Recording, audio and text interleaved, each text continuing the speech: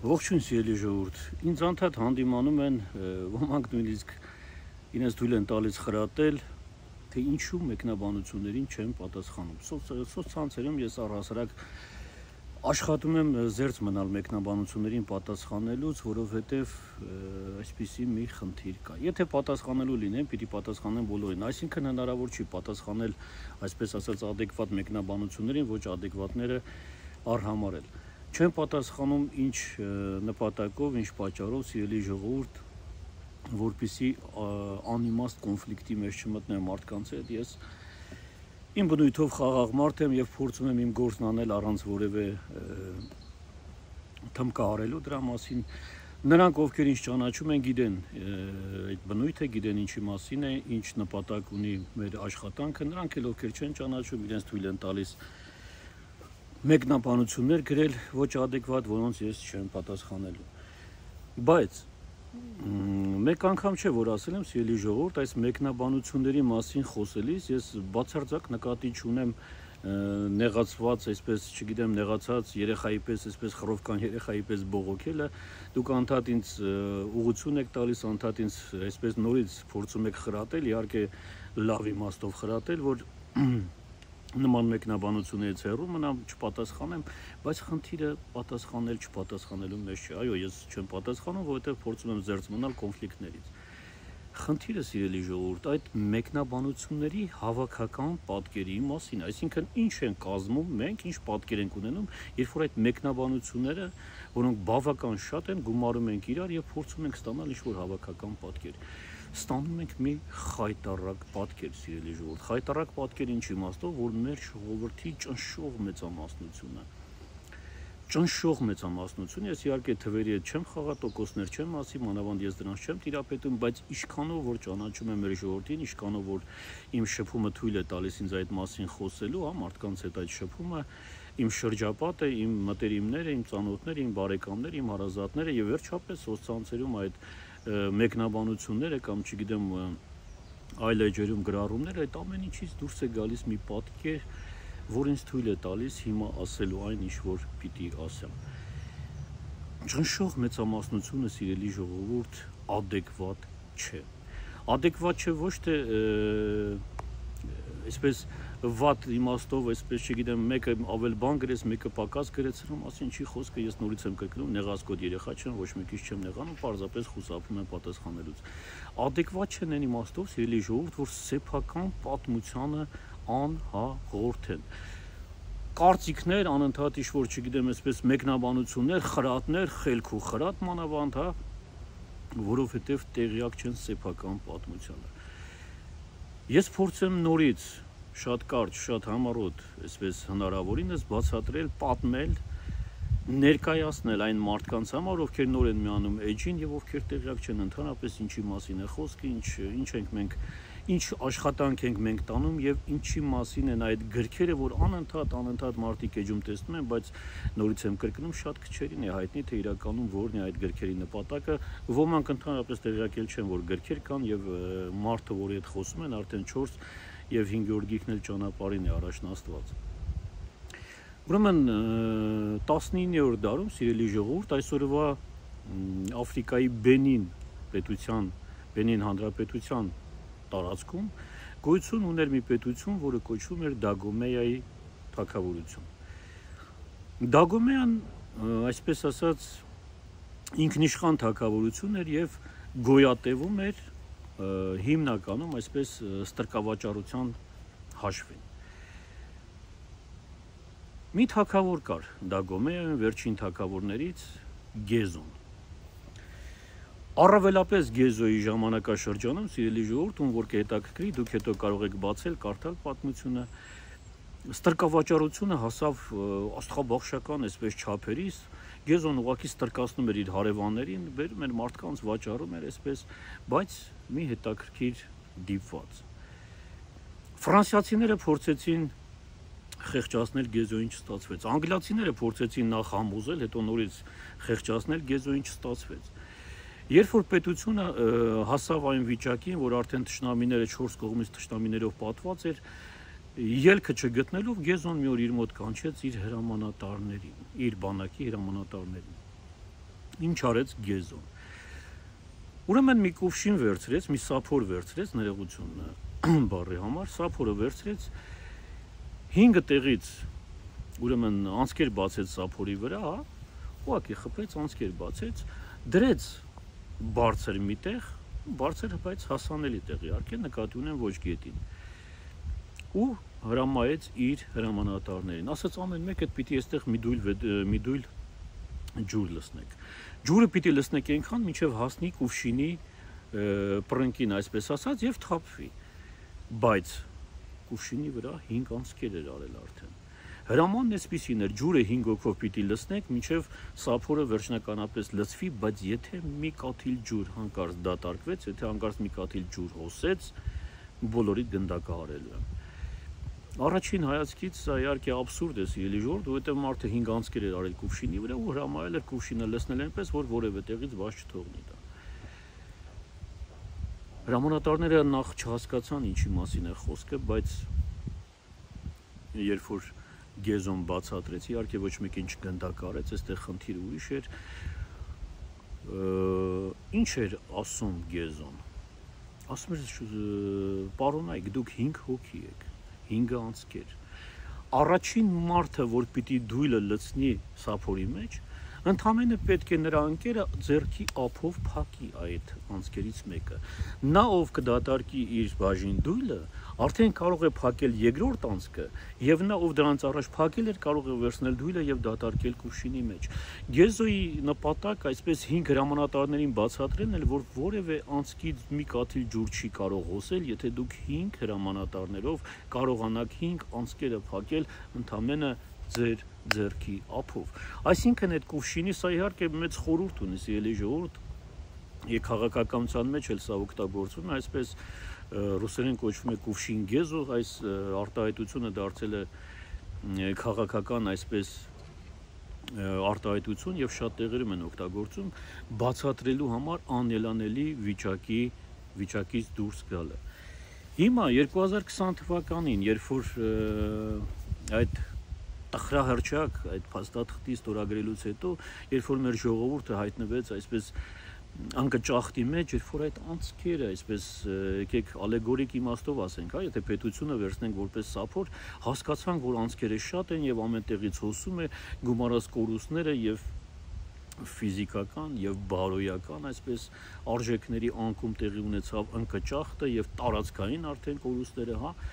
մեր ժողովուրդը հայտնվեց փաստի առջև։ Այս ինչպես եղավ, որ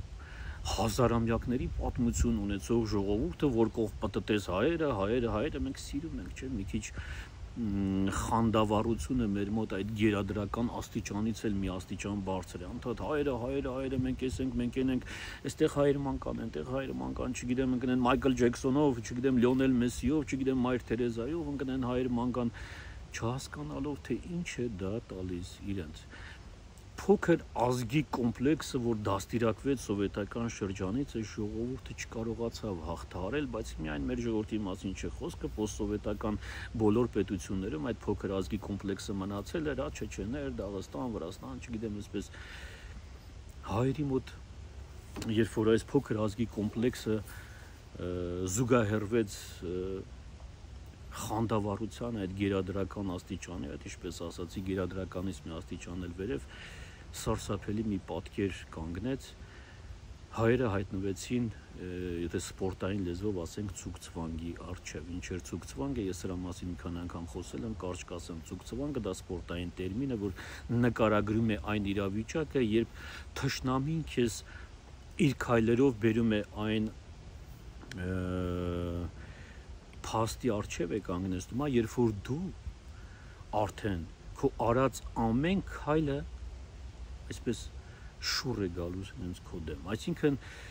դու հայտնվում ես ցուկցվանգի առջև եւ դրանից հետո ցանկացած քայլ արդեն օգտագործվելու է քո դեմ, սա այսպես ասած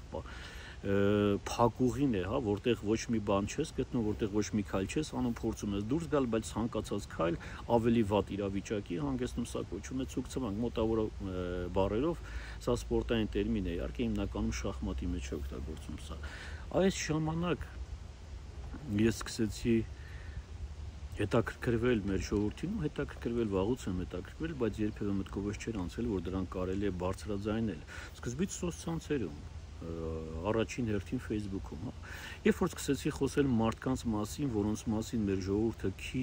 շատ քիչ էր տեղյակ, հետաքրքրությունը բավական աճեց, մի 2-3 ամիս, 4 ամիս, 6 ամիս հետո մարդիկ սկսեցին ավելի հետաքրքրվել, ասեցին պարոն Մանվելյան, եկեք այս ամեն ինչը վերածենք գրքերի։ Ես մի քիչ պեսիմիստական էի իհարկե տրամադրված, մտածեցի դե լավ, հիմա գիրք ով պիտի գիրք կարդա այս խառը իրավիճակներում, բայց ինչպես ասում են, արդյունքը գերազանցեց բոլոր սպասելիքները, առավելապես մեր առաջին եւ երկրորդ գրքերը, սիրելի ժողովուրդ, նրանք ովքեր տեղյակ չեն,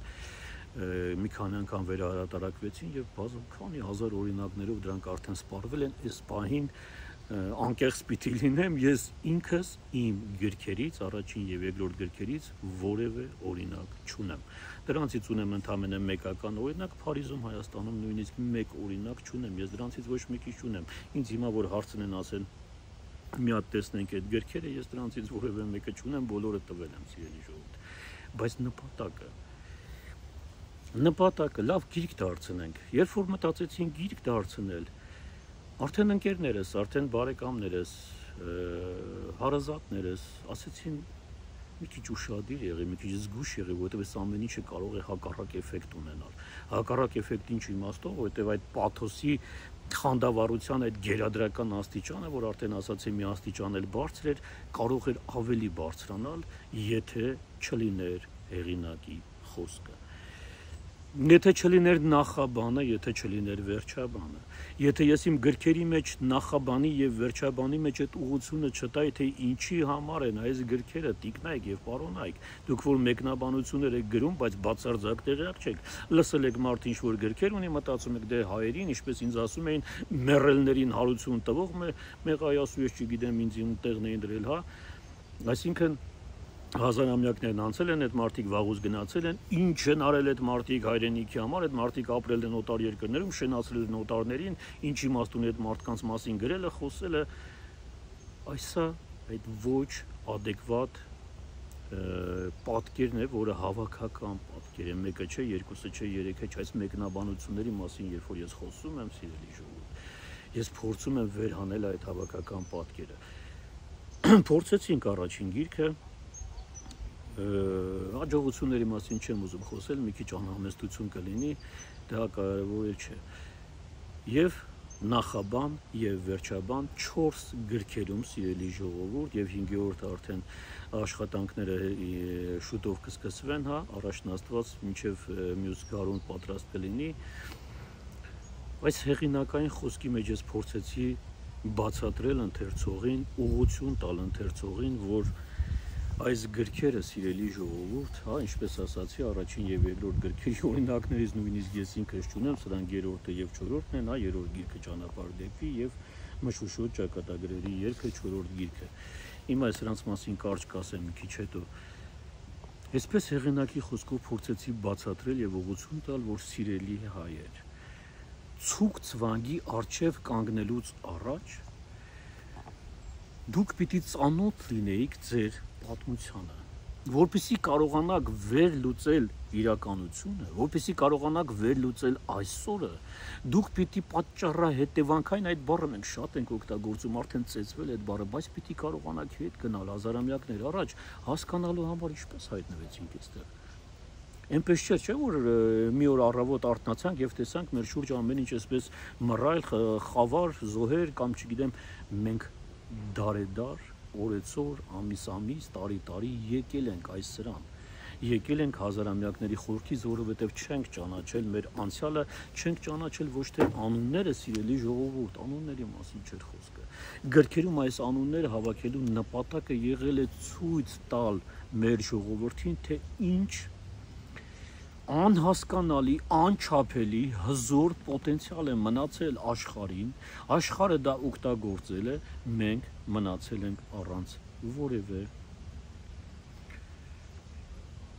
հենման կետի, ես կասեի, որովհետև մեր ժողովրդի զավակները շատ երկրներում հենց հենման կետեր են եղել։ Ես չեմ խոսում մշակույթի մասին կամ չգիտեմ ինչի մասին, որովհետև մեր ժողովրդի զավակները այսպես ամբողջ աշխարհով հայտնի են, ես խոսում եմ այն կետերի մասին, որ ատոմային զենքերի, գիտական աշխատանքների, մաթեմատիկայի մեջ, ֆիզիկայի մեջ, այն հենման կետեր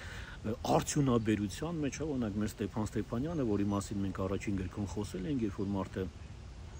այդ բետոնախառնիչ մեքենան այսպես ստեղծեց, հայտնագործեց, կատարելագործեց, ամերիկացիները երկար տարիներ չէին ուզում ընդունել այդ գյուտը, որովհետև քաղաքացիություն չուներ, բայց երբ որ վերջնականապես ընդունվեց, այսօր ամբողջ աշխարհում այդ բետոնախառնիչ մեքենաները շինարարության մեջ գնում են, գալիս են ամերիկացիները, հենց ամերիկացիները ասում են, որ այդ բետոնախառնիչ մեքենայի մեջ ներողություն մեքենայի հետ համաշխարհային արդյունաբերությունը 200 տարի առնվազն առաջ մղվեց։ Ինչ արեց Չաչիկյան Ռուբենը, սովորական սովետական ինժեները Բաքվից, երբ որ 1939 թվականին, սիրելի ժողովուրդ, հիմա տեսեք ես ինչի մասին եմ խոսում եւ ինչպես եմ սա համադրել այս գրքերում, ինչու մեզ ոչինչ չմնաց, այս սրա մասին է խոսքը։ 1939 թվականին, սիրելի ժողովուրդ, Լենինգրադի օդանավակայաններից մեկից օդ բարձրացավ ռուսական ծանր կործանիչը 39 թվականի հոկտեմբեր, այսինքն երկրորդ աշխարհամարտը արդեն սկսվել էր, Հիտլերը արդեն մտել էր Լեհաստան, սեպտեմբերի 1-ին սկսվեց, այսպես պաշտոնապես արդեն պատերազմը սկսվել էր։ Ռուսական ծանր ռմբակոծիչը օդ բարձրացավ, կատարեց պայմանական մարտական առաջադրանքը եւ բարեհաջող վայրեջ կատարեց 1939 թվականի հոկտեմբերին։ Բարեհաջող վայրեջ կատարեց առանց օդաչուի։ Երբ որ ես սրա մասին խոսեցի, ինձ այսպես հարվածներ եկավ այս կողմից այն կողմից, բայց մարդիկ չգիտեն, մարդիկ չեն ճանաչում։ Սովետական ինժեներ Ռուբեն Չաչիկյանը Բաքվից ստեղծել էր այդ ինքնակառավարվող մեխանիզմը, որի հաշվին այսպես կարելի ասել առաջին անօդաչուն, սովետական միության, եթե ոչ աշխարհում, որովհետև 39 թվականի տվյալներով ես անկեղծ ասած չեմ տիրապետում այդ տեղեկությանը, չգիտեմ այդ ժամանակ անօդաչու թռչող սարքեր կային, թե չէ, բայց ծանր կործանիչը օդ բարձրացավ եւ վայրեջ կատարեց առանց օդաչուի։ Բայց Ռուբեն Չաչիկյանին քանիսը գիտեն Հայաստանում, չգիտեմ։ Եվ երկրորդ հարցը, ճանաչելով Ռուբեն Չաչիկյանին, ինչ է տալիս դա մարդկանց գերադրական աստիճանից արդեն 10 աստիճան վերև մի բան, որ գիտեք, ինչ հայերն առաջին այսպես անօդաչու սարքերը տալիս է մի հարց, որի պատասխանը չեն կարողանում մենք գտնել հազարամյակներով, ինչու հայերը դարձան օտար քաղաքակրթությունների հենասյուներ, հենման կետեր, ինչպես ասեցի, բայց մեր երկիրը դարեր շարունակ մնաց այս վիճակին եւ այս լեն ու բոլ դարում, սիրելի ժողովուրդ, եկանք հասանք անդառնալի կորուստի, ես անդառնալի կորուստ նկատի ունեմ նախ եւ առաջ մեր երեխեքի, մեր տղեկի կյանքը, ընտանիքներ, հազարներով, անդառնալի կորուստը սա է, անդառնալին այս աշխարհում մահն է, սիրելի ժողովուրդ, մնացած ամեն ինչ ժամանակի ընթացքում կամ կարգավորվում է կամ չգիտեմ, ներողություն, բայց մահը անդառնալի է եւ մենք այդ անդառնալի կորուստին եկանք, որովհետեւ չկարողացանք հավաքել այս ամբողջ տեղեկությունը եւ դարձնել ոչ թե գերադրական աստիճանի խանդավառություն, որին դուք պաթոս եք ասում, այլ դարձնել ազգային շահ։ Այս սա էր ազգային շահ ինչի մասին է խոսքը։ Արդեն 2 տարուց ավել։ Եղել է մի քանի դպրոցներ, մի քանի չէ, բավական դպրոցներից կանչել են, հրավիրել են, բայց այդ վերևների մակարդակով, պետական մակարդակով, անդադ կրթության մասին են խոսում, անդադ գրքեր են խմբագրում, ես արեցին պատմություն, այսպես հայոց լեզուն այնպես որևէ մեկը մոտ չեկավ հարցնելու, պարոն Մանվելյան, ինչի մասին են այս գրքերը, բացի անուններից, հասկացանք, որ անուններ կան, բայց հեղինակի նպատակը չի եղել ձեզ ցույց տալ անուններ, որպեսզի այդ խանդավառությունը հասցնենք մինչև երկինք էր հասել, հիմա հասցնենք արեգակնային համակարգություն, մեկ էլ ուղարկենք ծիրկաթին արդեն չէ։ Հեղինակի նպատակը, այսինքն թմի նպատակը մենք թմով ենք աշխատել, մեր հիանալի խմբագիրը, մեր անփոխարինելի, ես կասեի խմբագիրը, մեր հավատարիմ մեկն ասը, որ արդեն 4 գրքերը խմբագրեց եւ սիրով հոժարվել արդեն 5-րդ գիրքը հովանավորելուն։ Այս 3-ով առանց որևէ մեկի օգնության Ինչի համար էր այս աշխատանքը, սիրելի ժողովուրդ, այս աշխատանքը հենց դրա համար էր, որպեսզի ճիշտ հարցը կարողանանք տալ, ինչու, որն էր պատճառը, որ հայերը հազարամյակներով շարունակ շենացրեցին ամբողջ աշխարհը, բայց սեփական երկիրը, տունը, մեր օջախը եկավ այս լեն ու բոլդարում կանգնեց փաստի առջև, անդառնալի կորստի առջև։ Հարցը մեկն էր, ինչու հնարավոր չէր եւ մինչ օրս էլ հնարավոր չէ այդ ամենի, այդ զորավոր, այս պոտենցիալի գոնե մի քանի տոկոսը գեներացնել այստեղ, ինչն էր խանգարում։ Մենք էինք մեզ խանգարում, այս դրա համար ես բազմիցս ասել եմ, ինչի համար նորից քարկոծվել եմ, որ թշնամին, սիրելի ժողովուրդ, եթե կարելի է այսպես եւ ճակերտավոր եւ առանց ճակերտների, բերեք թշնամի չասենք, բերեք պատճառ եւ հետևանք ասենք։ Դրսում Հայաստանից դուրս հետևանքներ են, որտ կողմ կնայեք, ինչում կնայեք, չգիտեմ, այս ազգը բոլորը հետևանքներ են, բայց պատճառը ներսում էր եւ միշտ է եղել ներսում։ Այս դրա մասին են այս գրքերը, ոչ թե անուններ են, պարոնայք, որոնք դուք շահարկում եք, մեռելներին հարություն տվեց ոչ։ Մարդը, սիրելի ժողովուրդ, գիտեք, հիշողություններից կազմված փազլ։